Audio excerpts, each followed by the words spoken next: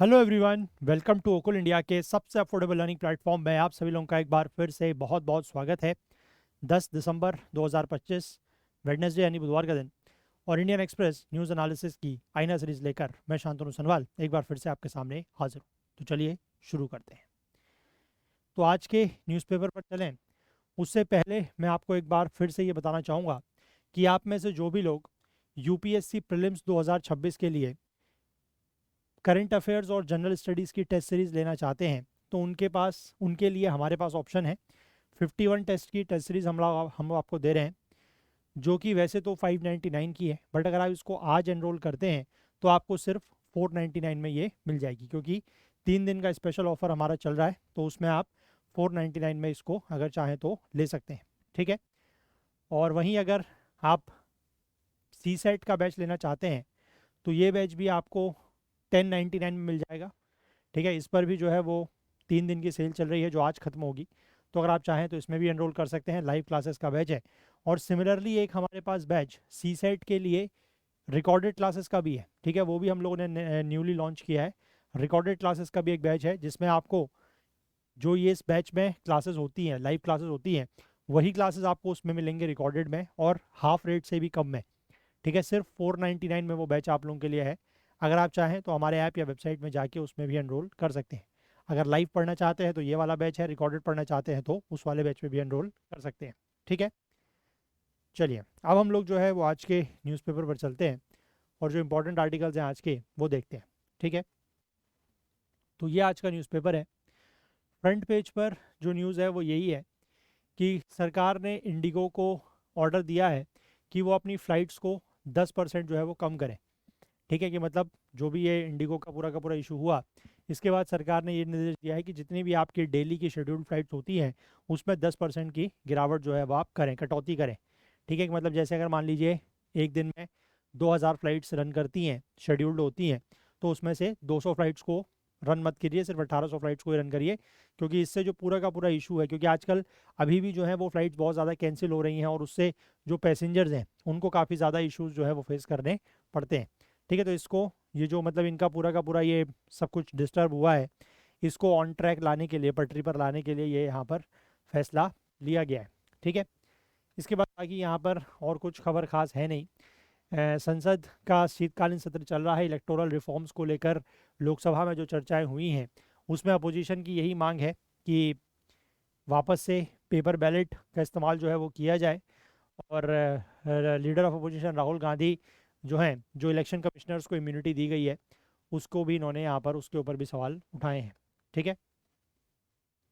और फिर उसके बाद जब इन्होंने सवाल उठाए तो फिर सरकार की तरफ से यही कहा गया है कि जो ईवीएम्स को अपोज कर रहे हैं, ठीक है, ईवीएम्स को वो लोग अपोज कर रहे हैं जिन्होंने ईवीएम्स मतलब जिनको ईवीएम ने रिजेक्ट किया, मतलब जो ईवीएम के वो यूज़ हो रहा है ना, उससे लोग जो हार रहे हैं, ठीक है, जो भी पार्टियां चुनाव हार रही हैं, जो भी लीडर चुनाव हार रहे हैं, वो इसका विरोध कर रहे हैं, ऐसा यहाँ पर कहना है, ठीक है। ये चीज़ें जो है वो चलती रहेंगी, इसका कुछ अंत तो है नहीं, ठीक है।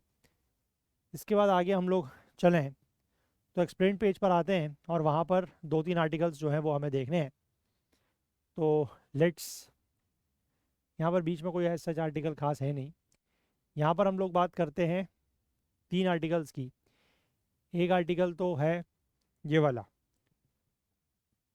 ठीक है, कि why India is not dumping rice in the US as Trump says, ठीक है। अमेरिका के राष्ट्रपति डोनाल्ड ट्रम्प का ये कहना है कि भारत को जो है वो अमेरिका में राइस को डंप नहीं करने दिया जाएगा, और अगर ऐसा इंडिया करता है तो उसके पीछे क्या लगाए जाएंगे, टेरिफ्स, ठीक है। बड़ा अच्छा एक आप कह सकते हैं टूल, एक हथियार जो है वो अमेरिकी राष्ट्रपति डोनाल्ड ट्रम्प को मिल गया है।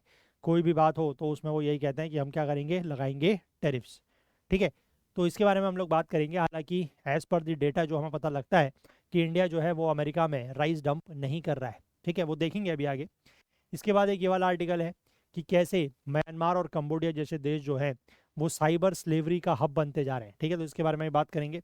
और एक आर्टिकल यहाँ पर है जो अभी परसों गोवा के एक नाइट क्लब में जो आग लगी और उससे लगभग 25 के आसपास लोग मारे गए, तो उस क्लब के जो मालिक हैं, जो ओनर्स हैं, उनके खिलाफ इंटरपोल का ब्लू कॉर्नर नोटिस जो है वो जारी किया गया है। तो हम ये समझेंगे कि ब्लू कॉर्नर नोटिस क्या होता है और इंटरपोल के जो नोटिस हैं वो कितने कलर्स के होते हैं और उनका क्या मतलब होता है, ठीक है, वो हम सब यहाँ पर डिटेल में देखेंगे। ठीक है, तो सबसे पहले इस वाले आर्टिकल को देखते हैं कि why India is not dumping rice in US as Trump says. ठीक है, अमेरिका के राष्ट्रपति डोनाल्ड ट्रंप ने ये क्लेम किया है, ये दावा किया है कि इंडिया को जो है वो यूएस में राइस डंप नहीं करने दिया जाएगा। ठीक है, और इससे उनका जो डोमेस्टिक प्रोड्यूसर्स हैं, मतलब वहाँ के, उनको नुकसान पहुँच रहा है। तो उन्होंने कहा है कि ऐसा नहीं करने दिया जाएगा और वो इस समस्या का हल निकालेंगे टैरिफ्स के थ्रू। ठीक है, उनका यही कहना है कि we will take care of it, tariffs again solve the problem in 2 minutes. ठीक है, उनका यही कहना है कि अगर इंडिया ऐसा करता है तो हम इसका ध्यान रखेंगे, इस समस्या को निपटाएंगे, और कैसे, टैरिफ्स का इस्तेमाल करके, और टैरिफ का जैसे ही हम जिक्र करेंगे या जैसे ही हम टैरिफ लगाएंगे वैसे ही ये समस्या 2 मिनट में सॉल्व हो जाएगी, ऐसा उनका कहना है। ठीक है, लेकिन जो यहाँ पर सच्चाई है वो ये है कि US isn't a very large rice producer and exports more than what it imports. ठीक है, अमेरिका जो है वो राइस का, चावल का बहुत बड़ा उत्पादक नहीं है। ठीक है, it is not a very large producer, और जितना वो इंपोर्ट करता है उससे ज़्यादा वो एक्सपोर्ट करता है। ठीक है, ये भी डेटा यहाँ पर बता रहा है। 2024-25 के डेटा की अगर हम बात करें तो यूएस जो है ओवरऑल दुनिया में उसकी रैंक 13th है। ठीक है, इसका जो टोटल आउटपुट है वो लगभग 7.05 मिलियन टन्स है। ठीक है, जो कि इंडिया के 150 मिलियन टन्स के कंपैरिजन में बहुत कम है। ठीक है, नॉट इवन 5% के आसपास आप कह सकते हैं कि जितना इंडिया का प्रोडक्शन है राइस का, उतना उसका लगभग 5% अमेरिका प्रोड्यूस कर रहा है। 5% का मतलब हो गया कि इंडिया अगर 100 किलो प्रोड्यूस कर रहा है तो अमेरिका जो है वो 5 किलो प्रोड्यूस कर रहा है। ठीक है, वो यहाँ पर डेटा दिख रहा है ना। और इंडिया जो है वो दुनिया का सबसे बड़ा प्रोड्यूसर है। ठीक है, world's number 1 producer of rice. ये आर्टिकल बेसिकली मैं इसीलिए कवर कर रहा हूँ क्योंकि इसमें थोड़ा सा ना राइस के प्रोडक्शन और इस चीज़ को लेकर डेटा है, तो वो हमारे काम आएगा। ठीक है, इंडिया का इम्पोर्ट एक्सपोर्ट राइस को लेकर भी यहाँ पर मेंशन किया गया है। ठीक है, अब इसके बाद एक तो अमेरिका में प्रोडक्शन बहुत कम है। ठीक है, और दूसरा अमेरिका ने जो है वो लगभग 3 मिलियन टन, ठीक है, 3 मिलियन टन का मतलब हो गया 30 लाख टन। ठीक है, 3 मिलियन टन राइस एक्सपोर्ट किया और 1.6 मिलियन टन राइस जो है वो इम्पोर्ट किया। ठीक है, अगर हम बात करें, ये तो हो गया क्वांटिटी में, अगर हम इसकी वैल्यू की बात करें तो वैल्यू के टर्म्स में अमेरिका का जो राइस एक्सपोर्ट है वो लगभग 2500 मिलियन डॉलर्स के आसपास है, और अगर हम इंपोर्ट की बात करें तो ये है लगभग 1300 मिलियन डॉलर के आसपास।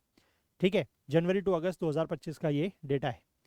और इसके बाद अगर हम इंपोर्ट्स, अच्छा ये तो दोनों एक्सपोर्ट्स का ही डेटा है। ठीक है, this is the data for export for the whole year of 2024, और ये है 2025 के शुरुआती 8 महीनों का डेटा। अगर इंपोर्ट्स की हम बात करें तो 2024 में जहां एक्सपोर्ट लगभग 2500 मिलियन डॉलर के आसपास था, वहीं इंपोर्ट जो है वो 1500 मिलियन डॉलर के आसपास है।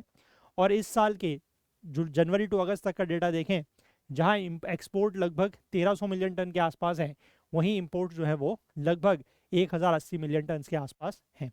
ठीक है, और ज़्यादातर जो राइस अमेरिका इंपोर्ट करता है वो करता है थाईलैंड से।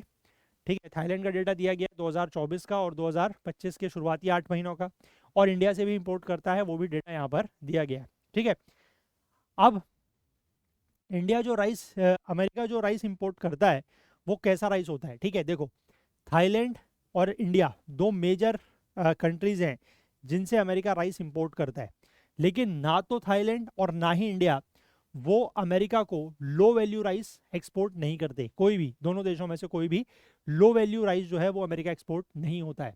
ठीक है, अमेरिका जो ज़्यादातर राइस इंपोर्ट करता है इन दोनों से वो एरोमेटिक वैरायटीज़ का होता है। एरोमेटिक वैरायटीज़ मतलब जिसमें अच्छी खुशबू आती है ना, उस तरीके का वैरायटी होती है, और हायर प्राइजेस में वो मिलता है। ठीक है, जैसे कि यहाँ पर दो क्वालिटी बताई गई है, एक है फ्रेग्रेंट थाई होम माली।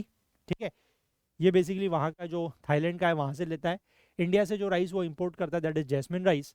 ठीक है, इनका जो इंपोर्ट है वो लगभग 1125 और 690 से 700 पर टन है। ठीक है, इतना डॉलर्स पर टन है ना। जबकि इंडिया का जो बासमती राइस है वो लगभग while the price is this for Indian basmati, अच्छा ये दोनों तो वहीं के वैरायटीज़ हैं। इंडियन बासमती जो वैरायटी है उसमें उसका प्राइस लगभग इतना है, और उसमें 2% जो है वो ब्रोकन ग्रेन्स के कंटेंट होते हैं। ठीक है, अगर हम एक्सपोर्ट की बात करें, जो अमेरिका एक्सपोर्ट करता है उसमें एक्सपोर्ट देखो सस्ता है उसका, ठीक है, जो क्वालिटी वो एक्सपोर्ट करता है उसका प्राइस सस्ता है, ठीक है, 560 से 570 पर टन, है ना, वो उसमें भी 4% ब्रोकन वाइट राइस है, और 670 से 675 डॉलर्स पर ton for 4% broken parboiled rice, ठीक है, ये वो एक्सपोर्ट कर रहा है। तो उसके एक्सपोर्ट क्वालिटी की आप समझ सकते हैं कि वैल्यू कम है, मतलब उसका रेट कम है, यानी कि अच्छी क्वालिटी का राइस वो इंपोर्ट कर रहा है, ठीक है, और कंपैरेटिवली घटिया क्वालिटी का राइस जो है वो एक्सपोर्ट कर रहा है, ठीक है, मतलब घटिया तो नहीं कहेंगे बट हाँ, उससे थोड़ा सा कम क्वालिटी का है वो ज़रूर, ठीक है। अब ऑब्वियस ही बात है कि कोई भी ऐसा देश जो इंपोर्ट से ज़्यादा एक्सपोर्ट कर रहा है राइस को, ठीक है, वो डंपिंग का कंप्लेन नहीं कर सकता। ऑब्वियस ही बात है, डंपिंग का मतलब क्या है? डंपिंग का मतलब है कि जैसे मान लो इंडिया में किसी चीज़ का प्रोडक्शन बहुत ज़्यादा है, लेट्स से राइस को ही ले लो, इंडिया में राइस का प्रोडक्शन बहुत ज़्यादा है, ठीक है, तो इंडिया जो है वो अमेरिका में क्या कर रहा है, मतलब जैसा ट्रम्प कह रहे हैं कि अमेरिका में वो इंडिया सस्ते दामों पे वो चावल बेच रहा है ना, सस्ते दामों पे चावल बेच रहा है, तो उससे होगा क्या कि अमेरिका की जो लोकल आप कह सकते हैं वेराइटीज़ हैं, है ना, या जो लोकल प्रोडक्शन है वो कहीं ना कहीं अफेक्टेड होगा, प्रभावित होगा, है ना। तो लेकिन ऐसा है नहीं, क्योंकि डेटा हमें ये बता रहा है कि अमेरिका जो राइस इंपोर्ट करता है उसकी वैल्यू काफ़ी ज़्यादा होती है, उसके रेट्स काफ़ी ज़्यादा होते हैं, ठीक है। और वही बात, ये आर्ग्यूमेंट जो है वो तब भी सही है कि इसको हम डंपिंग नहीं मान सकते, क्योंकि जब इंपोर्ट जो है वो mainly premium aromatic rice varieties के हैं, ठीक है, अच्छी क्वालिटी का राइस जो है वो अमेरिका इंपोर्ट कर रहा है, तो उसमें डंपिंग का तो सवाल ही पैदा नहीं होता, ठीक है। अब अगला सवाल ये है, क्योंकि देखो ट्रंप का एक हिसाब ज़रूर है कि जैसे मान लो उनके मन में आ गया कि टैरिफ लगाने हैं तो लगाने हैं, ठीक है, अब उसके बाद वो उस चीज़ को जस्टिफाई करने के लिए कुछ भी तर्क देंगे, कुछ भी, ठीक है, जैसे यहाँ पर हो सकता है कि उनके दिमाग में ये बात आ गई हो कि इंडिया से जो राइस इंपोर्ट हो रहा है उस पर टैरिफ लगाना है, ठीक है, अब लगाना है तो लगाना है, अब उसके पीछे तर्क क्या दिया जाए, तो तर्क ये है कि इंडिया डंपिंग कर रहा है, बट डेटा ऐसा नहीं बता रहा है, ठीक है। लेकिन अगर मान लो चलो अब आ गई है ना, मूड आ गया है कि ट्रंप का कि लगाना है तो टैरिफ लगाना है, और हो सकता है कि अगर लगा भी दे तो उससे हमारा जो इंडियन एक्सपोर्ट है राइस का उस पर कितना असर पड़ेगा, ठीक है, या कुछ नया असर पड़ेगा या नहीं पड़ेगा। तो उसको लेकर ये कहा जा रहा है कि बहुत ज़्यादा असर नहीं पड़ेगा, क्योंकि इंडिया जो है वो दुनिया का सबसे बड़ा प्रोड्यूसर और सबसे बड़ा एक्सपोर्टर है राइस का, ठीक है। यूएस डिपार्टमेंट ऑफ एग्रीकल्चर के अनुसार इंडिया का जो राइस एक्सपोर्ट है टोटल 2024-25 में वो लगभग 22.5 मिलियन टन के आसपास है। 2025-26 की अगर हम मार्केटिंग ईयर की बात करें, यानी कि अक्टूबर से लेकर सितंबर अगले साल तक, तो उसमें ये कहा गया है कि इस साल का जो एक्सपोर्ट है वो लगभग 25 मिलियन टन के आसपास होगा। ये इंडिया का टोटल एक्सपोर्ट है राइस का, ठीक है। और इसमें से अगर हम बात करें कि इंडिया जो है वो अमेरिका को कितना एक्सपोर्ट करता है, तो 2024 से 26 के बीच में, यानी कि अप्रैल टू मार्च, है ना, उसमें अगर हम बात करें तो 60 लाख टन जो है वो वह एक्सपोर्ट किया है अमेरिका को इतना, ठीक है, मतलब टोटल की बात हो रही है। और यूएस जो है वो उसमें से सिर्फ 2.75 लाख टन, मतलब हमने 60 लाख टन, या आप कह सकते हैं कि 6 मिलियन टन जो है वो राइस एक्सपोर्ट किया है, और उसमें से अमेरिका को सिर्फ इतना मिला है 2.74 लाख टन, ठीक है, विच इज़ वेरी लेस, है ना। तो यूएस का शेयर अगर हम नॉन बासमती राइस में कहें तो वो और भी कम है।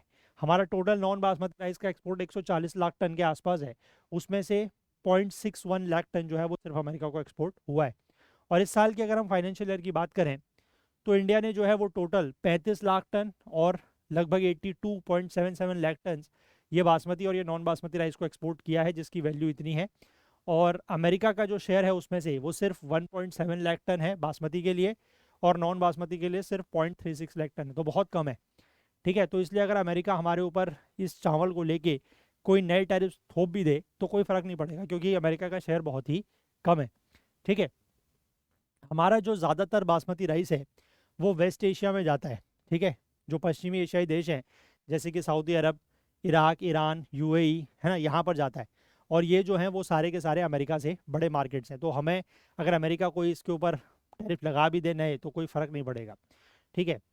यूएस का जो बासमती राइस है that is dominated by a few big Indian players, ठीक है। अमेरिका को जो राइस एक्सपोर्ट हम लोग करते हैं वो कुछ ही बड़े प्लेयर्स उसको डोमिनेट करते हैं, जैसे एक एलटी फूड्स है, एक नई दिल्ली बेस्ड कंपनी है, उसका ये कहना है कि उसका मतलब ये जो कंपनी है इसका ये royal brand that is 55% market share in north America, ठीक है, अमेरिका का जो पूरा राइस का मार्केट उसमें 55% शेयर इन्हीं का है, ऐसा इनका कहना है, इनके इनके रॉयल ब्रांड का। ठीक है, अब अगर हम नॉन बासमती राइस की बात करें तो नॉन बासमती राइस के केस में इंडिया का जो सबसे बड़ा मार्केट है वो है अफ्रीका।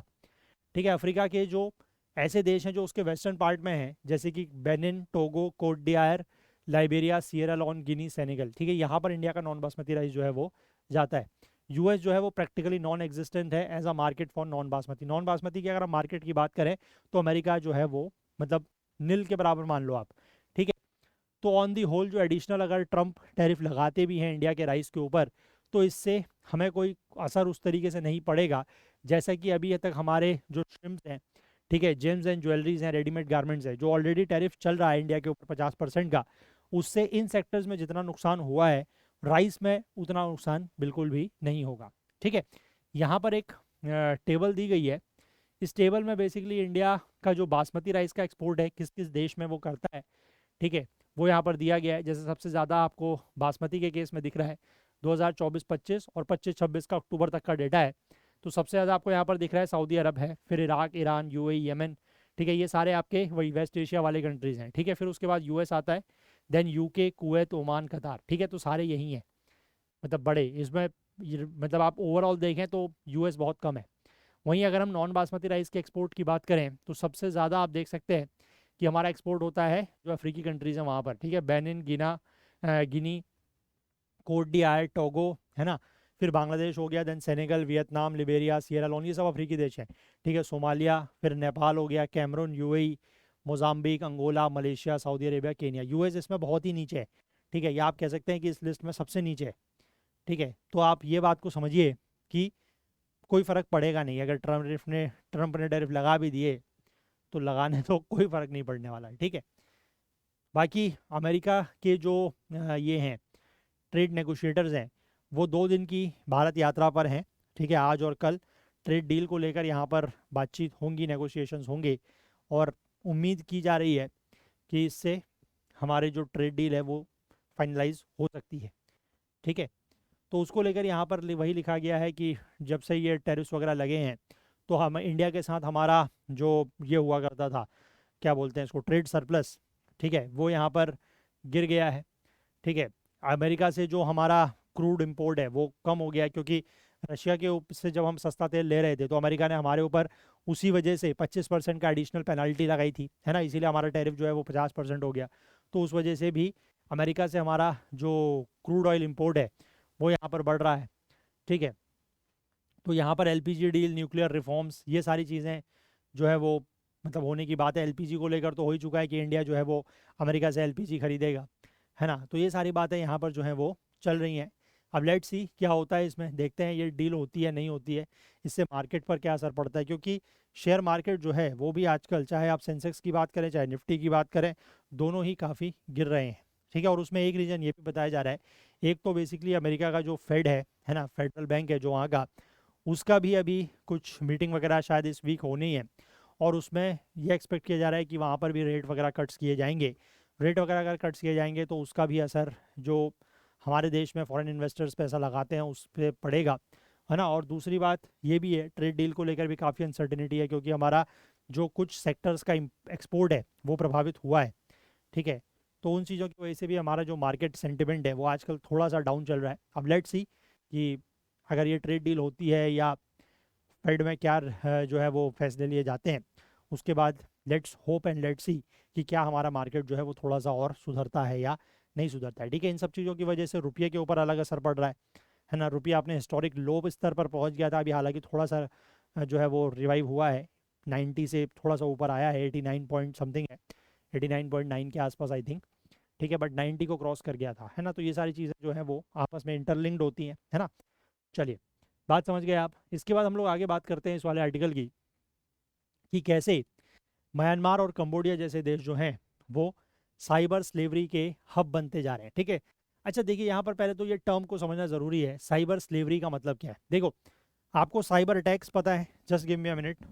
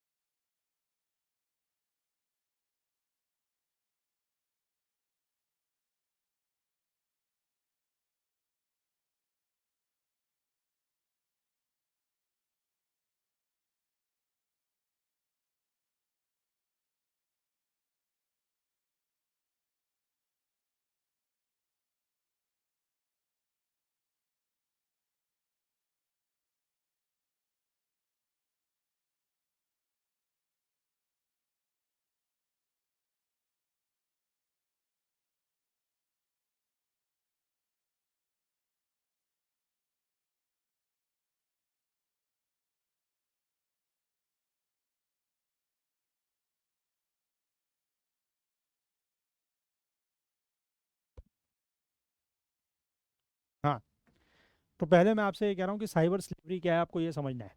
ठीक है, देखो जैसे आपको पता है कि साइबर क्राइम्स होते हैं, है ना, साइबर क्राइम्स होते हैं। साइबर क्राइम्स मतलब डिजिटल फ्रॉड्स और ये सब जितने भी हैं, ये सब डिजिटल अरेस्ट और ये सब साइबर फ्रॉड्स हैं। ठीक है, ये साइबर क्राइम्स है। तो साइबर क्राइम एक चीज़ है। साइबर क्राइम में क्या होगा, जैसे मान लीजिए आपके साथ कोई साइबर क्राइम होता है, लेट से कोई डिजिटल फ्रॉड होता है या समथिंग ऑफ दैट सॉर्ट, तो आप जो है वो साइबर क्राइम के क्या हैं, विक्टिम है, पीड़ित हैं। ठीक है, आप उससे अफेक्ट हुए हैं। दूसरा है साइबर स्लेवरी। साइबर स्लेवरी का मतलब होता है कि दुनिया के अलग अलग देशों से लोगों को अपने पास लाना, ठीक है, और उनसे ये साइबर क्राइम करवाना। ठीक है, उनसे साइबर क्राइम करवाना, that is known as cyber slavery. ठीक है, तो वही चीज़ जो है वो यहाँ पर लिखी गई है कि साइबर स्लेवरी के हब बनते जा रहे हैं ये इस तरीके के जो देश है हमारे, खासकर जो साउथ ईस्ट एशिया के देश हैं। ठीक है, म्यांमार, कैम्बोडिया, लाओस, वियतनाम, यहाँ पर ये चीज़ें जो है वो बहुत ज़्यादा बढ़ रही हैं। तो उसी के पीछे रीज़न हम लोग यहाँ पर जानेंगे क्यों ऐसा हो रहा है। ठीक है, देखो यहाँ पर अभी ये कंटेक्स्ट में ये बात क्यों आई है, क्योंकि दिल्ली पुलिस ने रिसेंटली जो है वो 2 लोगों को गिरफ्तार किया, और ये माना जाता है कि वो दोनों लोग जो हैं म्यांमार में एक साइबर स्लेवरी का सिंडिकेट, सिंडिकेट का मतलब है कि एक ऐसा ग्रुप जो किसी आप कह सकते हैं कि काम को या किसी टास्क को अंजाम देने के लिए साथ मिलकर काम करते हैं, ग्रुप ऑफ पीपल, उसको कहा जाता है सिंडिकेट। ठीक है, गैंग आप कह सकते हैं। तो वो इस तरीके का एक साइबर स्लेवरी सिंडिकेट जो चल रहा था म्यांमार में, उसमें वो लोग शामिल थे, तो उनको दिल्ली पुलिस ने गिरफ्तार किया है। ठीक है, ये गिरफ्तारी जो है वो लगभग 300 भारतीयों को रिपैट्रिएट कराया गया है।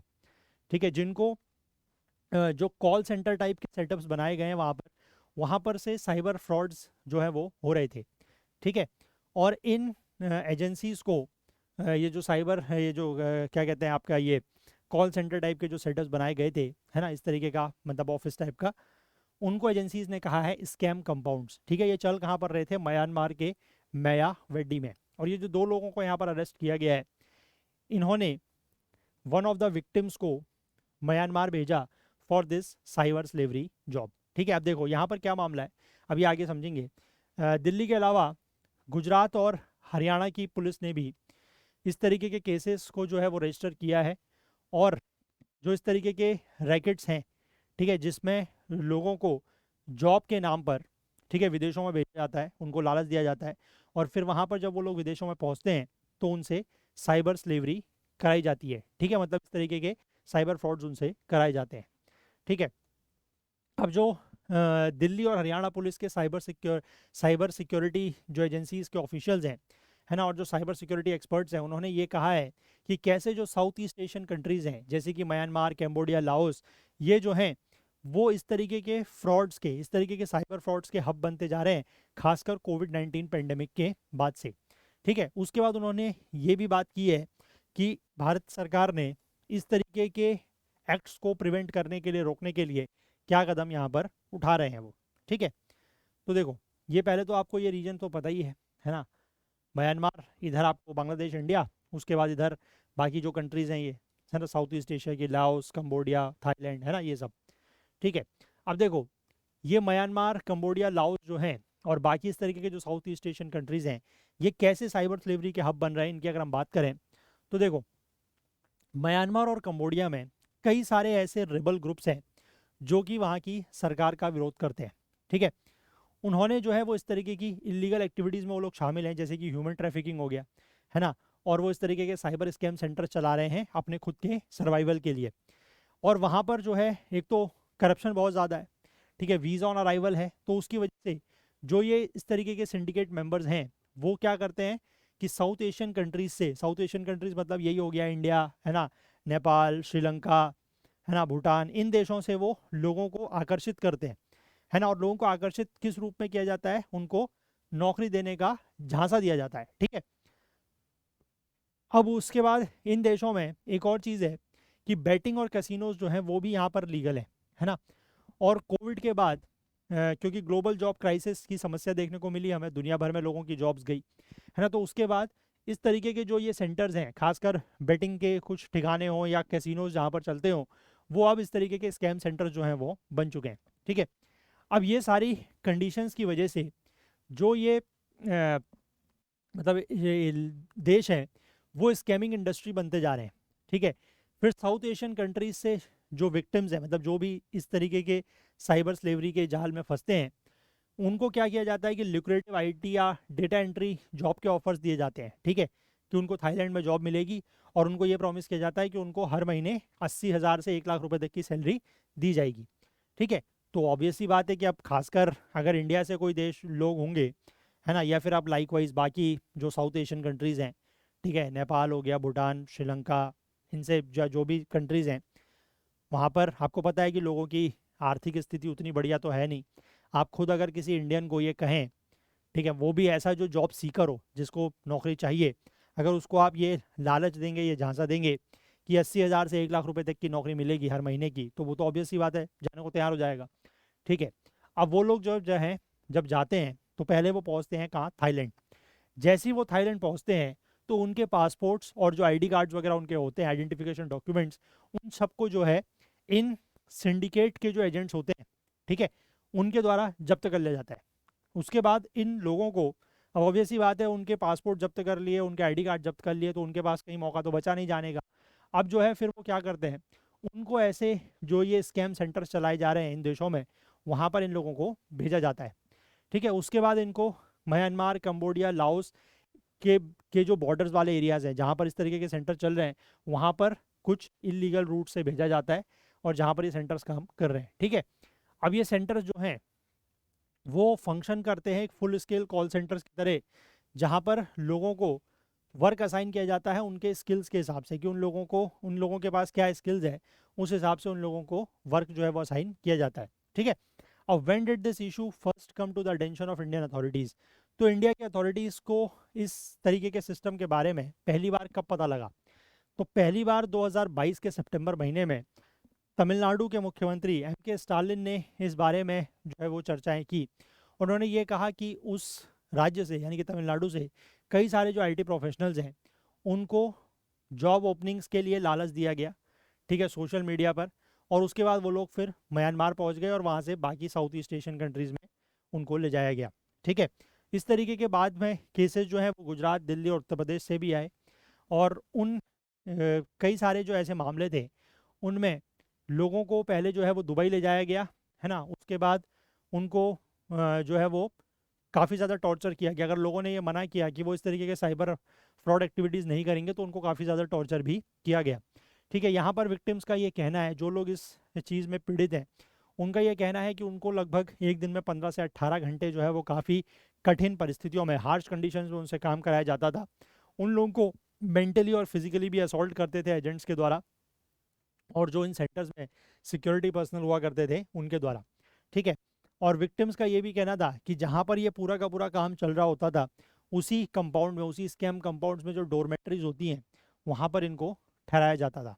ठीक है, अब इंडियन गवर्नमेंट ने इन विक्टिम्स को रेस्क्यू करने के लिए क्या कदम उठाए हैं, है ना, तो Indian authorities including the immigration department at the airport, इन्होंने अब बेसिकली जो भी लोग जा रहे हैं, है ना, किसी विदेश ऐसे देशों में जा रहे हैं, तो उनकी थॉरोली जो है वो अब चेकिंग की जाती है। ठीक है, उनसे ये पूछा जाता है कि वो कहाँ जा रहे हैं, किस देश में जा रहे हैं, किस कंपनी में नौकरी के लिए जा रहे हैं, तो ये सब चीज़ें उनसे अब पूछी जाती हैं। इसके बाद सिक्योरिटी एजेंसीज़ ने और भी कुछ कदम उठाए हैं, जैसे कि अवेयरनेस प्रोग्राम्स चलाए जा रहे हैं। ठीक है, ताकि जो ये इलीगल ट्रांसपोर्टेशन है जॉब सीकर्स का साउथ ईस्ट एशियन कंट्रीज़ में, ये रुक सके। 2022 से लेकर जनवरी से 2024 के मई तक लगभग 70,000 इंडियन जॉब सीकर जो है वो इन देशों में गए हैं। और उसके बाद जब से ये तमिलनाडु की सरकार ने 2022 में इस मामले को हाईलाइट किया है, तो लगभग 1500 के आसपास लोग जो हैं वो यहाँ से वापस लाए गए हैं, और ज़्यादातर म्यांमार और कंबोडिया से। लगभग 20,000 जो हैं वो और वापस आएंगे, और ये जो रिपेट्रिएशन का प्रोसेस है ये स्टिल चल रहा है। ठीक है, इन देशों में जो इंडियन एम्बेसीज हैं इंक्लूडिंग थाईलैंड में, वो लार्ज स्केल पर काम कर रही हैं कि इस तरीके के कॉल सेंटर्स और साइबर स्कैम जो कंपाउंड्स हैं वहाँ पर छापे वगैरह मारे जा रहे हैं, रेड्स वगैरह मारी जा रही हैं, और जो रिपेट्रिएशन है विक्टिम्स का वो किया जा रहा है। मिनिस्ट्री ऑफ एक्सटर्नल अफेयर्स वो भी इस सिचुएशन के ऊपर कड़ी नज़र रखी हुई है, और उसने इंडियन एयरफोर्स के एयरक्राफ्ट को अवेलेबल कराया है कि जो ट्रैप्ड पीपल हैं, जो फंसे हुए लोग हैं, उनको वापस इंडिया लाने के लिए। ठीक है, और once the individual lands in their respective states, और एक बार जब इंडिया में वो आके अपने अपने राज्यों में पहुंच जाते हैं, तो वहाँ की जो स्टेट पुलिस है with the help of central bureau of investigation CBI और I4C that is Indian cyber crime coordination centre, फिर वो और ज़्यादा उसमें जांच पड़ताल वगैरह इन्वेस्टिगेशन करेंगे। ठीक है, अल्टीमेटली जो ये साइबर स्लेवरी का इशू रिजॉल्व करना है, ये इंडिया का जो इन देशों के साथ मल्टीलेटरल और बायलेटरल ट्रीटीज़ है उसमें भी ये चीज़ें मैंशनड है।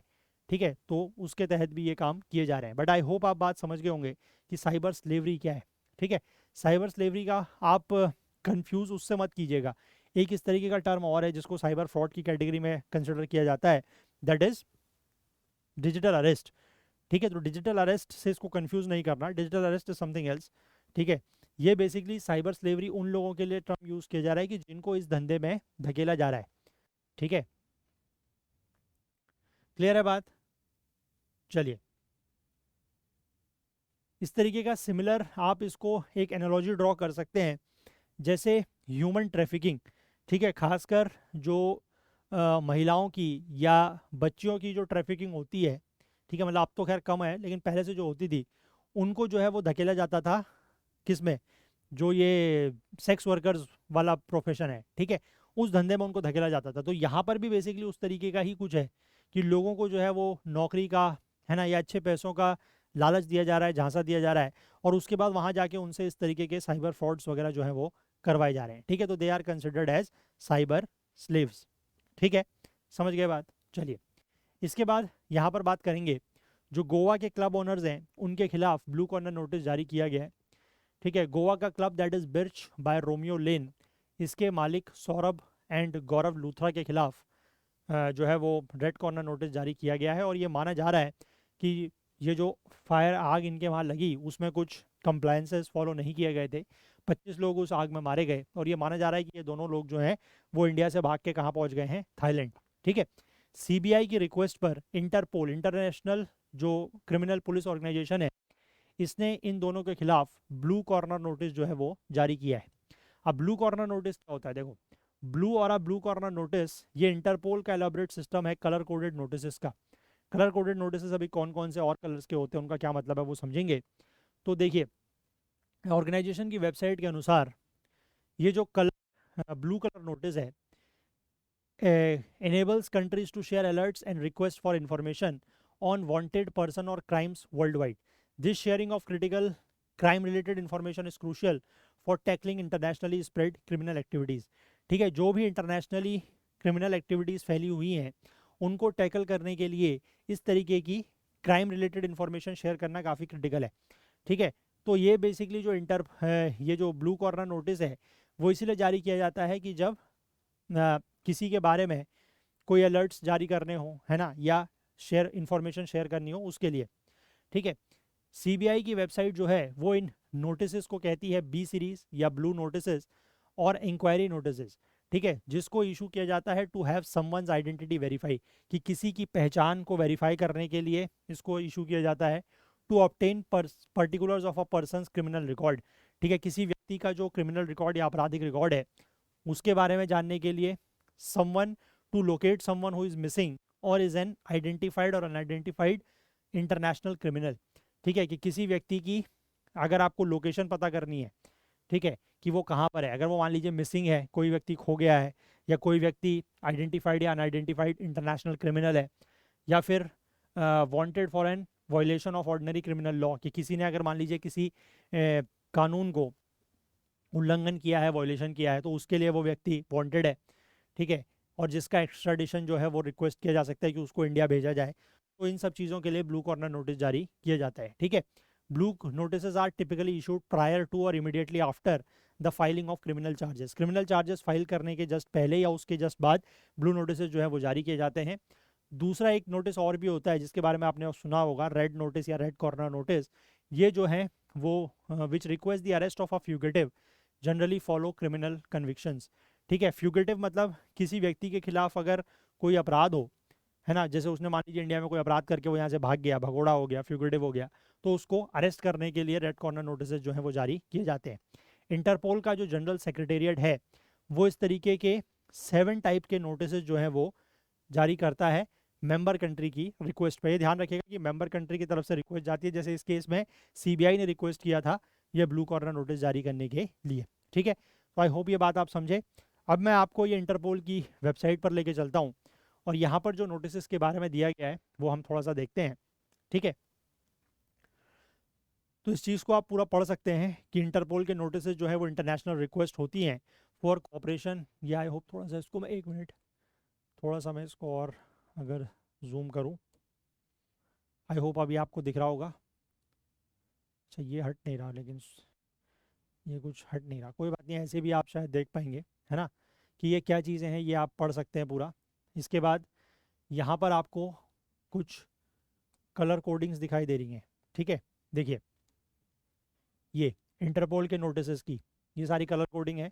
Red notice wanted persons, yellow notice missing persons, blue notice for additional information, black notice for unidentified bodies, green notice for warnings and intelligence, orange notice for imminent threat, purple notice for modus operandi, and silver notice pilot phase, that is identification and tracing of criminal assets। उसके बाद एक Interpol का UNSC special notice भी जाता है for entities and individual subject to UNSC sanctions. तो इसके बारे में पूरा नीचे दिया भी है। ठीक है, जैसे रेड नोटिस के बारे में कि to seek the location and arrest of persons wanted for prosecution और टू सर्व अ सेंटेंस, यानी जैसे किसी व्यक्ति के खिलाफ इंडिया में कोई सजा उसको हो गई हो, ठीक है, और वो यहाँ से भाग गया, तो उसको वहाँ पर पकड़ने के लिए, ताकि उसकी लोकेशन ट्रेस की जाए और उसको पकड़ा जाए, है ना, और पकड़ के इंडिया भेजा जाए ताकि वो यहाँ पर जो सजा है वो पूरी करे, तो उसके लिए रेड नोटिस जारी किया जाता है। ठीक है, और इसके बाद येलो नोटिस जो है वो मिसिंग पर्सन्स को लोकेट करने के लिए, ऑफन जैसे माइनर्स हैं, जो बच्चे हैं, है ना, या फिर ऐसे पर्सन्स को आइडेंटिफाई करने के लिए जो खुद को आइडेंटिफाई नहीं कर पाते हैं। फिर ब्लू नोटिस, ठीक है, किसी पर्सन की आइडेंटिटी, लोकेशन या activities in relation to a criminal investigation, उसके खिलाफ एडिशनल इन्फॉर्मेशन पता करने के लिए। ठीक है, अनआइडेंटिफाइड बॉडीज़ की इन्फॉर्मेशन जानने के लिए ब्लैक नोटिस। ठीक है, क्रिमिनल पर्सन की क्रिमिनल एक्टिविटीज़ के बारे में वार्निंग प्रोवाइड करने के लिए।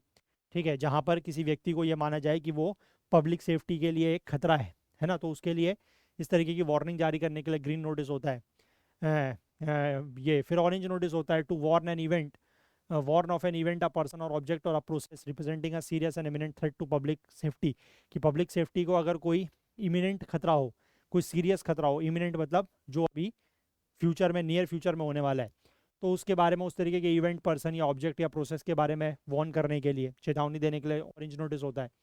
ठीक है, फिर इसके बाद टू सीक और provide information on modus operandi, objects, devices and concealment methods use by criminals, कि क्रिमिनल्स के द्वारा जो ऑब्जेक्ट यूज़ किए गए हैं, जो डिवाइसेज यूज़ किए गए हैं, जो मॉडस ऑपरेंडाई है कि किसी भी ऑपरेशन को अंजाम देने के लिए वो क्या तरीका अपनाते हैं, ठीक है, या जो उन्होंने चीज़ों को, किसी भी चीज़ को छुपाने का जो तरीका अपनाया है, ठीक है, उसके बारे में इंफॉर्मेशन अगर आपको चाहिए या इन्फॉर्मेशन देनी है, तो उसके लिए पर्पल नोटिस जो है जारी किया जाता है। ठीक है, silver notice basically to identify and trace criminal assets, criminal assets को आइडेंटिफाई और ट्रेस करने के लिए। फिर एक इंटरपोल का United Nation Security Council special notice भी होता है। ये ऐसी एंटिटीज़ और इंडिविजुअल्स के लिए इशू किया जाता है who are the targets of UNSC sanctions committee, UNSC की सेंक्शन कमेटी है उसके टारगेट पे जो भी इंडिविजुअल्स या एंटिटीज़ हैं उनके लिए ये नोटिस जारी किया जाता है। ठीक है, अभी तक यहाँ पर उन्होंने पूरा डेटा भी दिया हुआ है कि 2014 से लेकर 2024 तक का कौन कौन सा नोटिस जो है वो कितने इशू किया गया है। ठीक है, तो ये पूरा आप पढ़ सकते हैं। Total number of valid notice की संख्या भी यहाँ पर दी गई है। ठीक है, इसके बाद जैसे मैं अगर आपको यहाँ पर दिखाऊँ, अच्छा एक चीज़ और भी है कि यहाँ पर जितने भी नोटिस हैं वो शायद यहाँ पर मेंशन भी कहीं पर आई थिंक किया गया होगा, जस्ट, है ना, यहाँ पर आई थिंक दिया गया होना चाहिए, आई थिंक ऊपर ही दिया हुआ है। एक मिनट, मैं आपको एक चीज़ दिखाना चाह रहा था। ठीक है, ये कि most notice are for police use only and not available to the public, लेकिन उस, मतलब पूरा नोटिस नहीं, लेकिन उस नोटिस का कुछ एक्सट्रैक्ट, कुछ पोर्शन जो है वो यहाँ पर मेंशन हो सकता है, मतलब इस वेबसाइट में। ठीक है, और जितने भी यूनाइटेड नेशन के स्पेशल नोटिस हैं वो सारे पब्लिक होते हैं। जैसे अगर मैं रेड नोटिस की बात करूँ तो यहाँ पर आपको दिख जाएगा कि किस किस के ऊपर ये रेड नोटिस जो है वो जारी किया गया है। ठीक है, total number of red corner red notice in circulation अभी हैं 6511। इसमें अगर आप यहाँ पर इसको आप चाहें तो, मतलब जस्ट फॉर योर क्यूरोसिटी, अगर आप जानना चाहें तो आप सर्च भी कर सकते हैं। जैसे अगर मैं यहाँ पर इंडिया सर्च करूँ तो मुझे पता लग जाएगा कि इंडिया के कितने लोगों के ऊपर अभी ये जो रेड कॉर्नर नोटिस है ये जारी हुआ है।